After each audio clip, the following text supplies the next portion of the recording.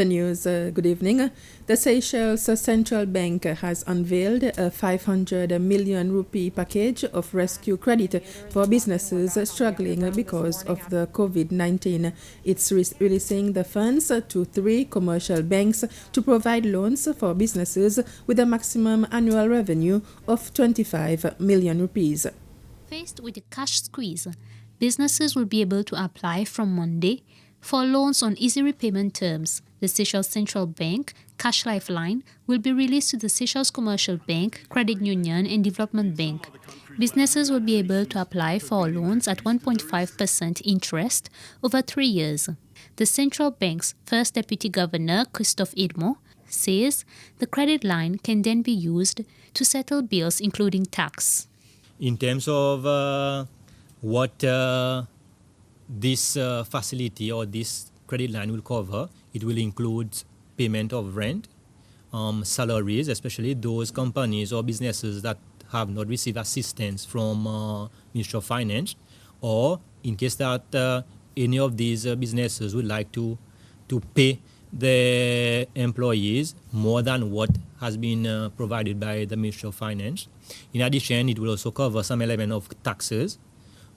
Any goods and services contract, for example, if you already have a contract with another supplier for commodities or for products, you will be considered under these facilities. It will also cover goods and services contracts to enable businesses to keep up payment to their suppliers.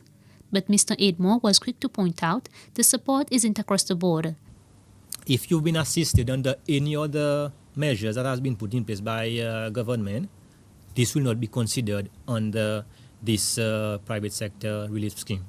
Application forms can be obtained from Monday next week and will be available for 6 months.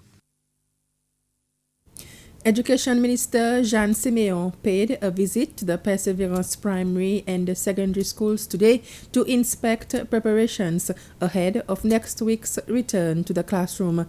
Mrs. Siméon's visit forms part of a countrywide overview in schools in regard to the implementation of the school's operational plans, which is being guided by 3 major principles: social distancing, vigilance, and hygiene. Mrs. Siméon's visit, beginning with the creche, primary and secondary schools at Perseverance, was intended to check their readiness before children return next week. It follows a meeting of head teachers yesterday in which some of the difficulties facing schools were aired to Education Ministry officials. On that day, children at all primary and secondary schools will return to class after a break of nearly 6 weeks.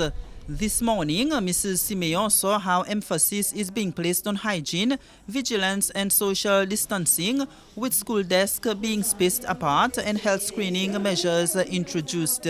They are almost ready. Okay, the only little thing that they have to sort out now is the screening. Okay, the screening for Monday, and they would like to discuss maybe what plan B they would have in case it rains, and but this can be sorted out. This can be sorted out with our health and safety officer at the Ministry of Education, and they will be ready for Monday. After touring facilities at Perseverance, the minister inspected primary schools at La Roussière, La Retraite and Ancétoile. A later 8:40 a.m. start to the school day, along with numerous other changes, will now be the new normal in school. Students of the Seychelles Tourism Academy STA have taken part in a familiarization exercise before its full reopening next week. They've been shown new protocols to ensure social distancing. Students are being divided into 2 groups across all the college's courses and will attend classes on alternate weeks. Because of the shutdown of the tourism establishments, the college has had to work around losing industrial placements for students locally and internationally. The new normal at STA comprise us going on alternate weeks for teaching for most of our groups. This includes the Advanced Certificate group and the apprenticeship. We are prioritizing our graduating cohort who are the Year 2 students. In terms of how we have been affected by the pandemic, I believe we all have, but we are looking at it in a positive way. So what we are doing is, for now, we are prioritizing covering the theory aspect, bearing in mind that the students cannot go into the industry, so that when things are better, they can then complete various aspects of their practical element back in the tourism industry. So for us, teaching continues. It's just we have to ensure that there is the heightened vigilance. We continue to emphasize on hygiene. It was already happening, but we are emphasizing on it. And then definitely the social distancing, which means we will never now be going into full classroom. Even when we have exam, we will be able to separate our students so that we can really have the distancing between various students at different times. Tourism establishments on Pralin are encouraging locals to grab opportunities to spend a weekend at their hotels now that there are no tourists entering in the country amid the COVID-19 pandemic. Small and even luxury hotels such as the Le Duc de Pralin are offering interesting packages during weekends. We have decided to reopen part of the new wing that we have just opened just before the situation arose 2 months back. So we wanted to offer the local residents something really affordable and something nice and comfortable for them to come and enjoy a little bit of out of what they've been enduring for the last month. Staying at home.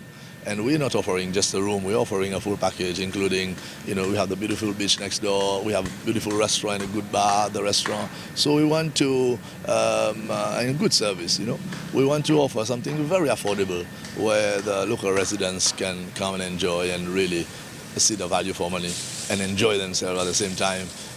Obviously respecting all the guidelines and because you can have fun, but it's safe, The National Assembly has voted in favor of a motion to suspend a debate on a bill presented by the minister responsible for employment, Myriam Telemaque. Montfleury MNA Jean-François Ferrari moved the motion, saying there was not enough discussions with employers as the bill favors employees only.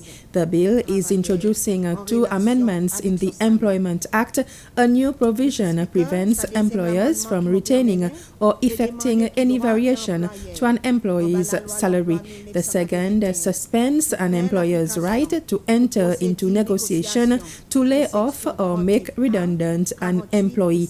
These provisions were to be enforced from the 20th of March to the 30th of June 2020, subject to extension due to the COVID-19 pandemic. And with this, we've come to the end of this news summary.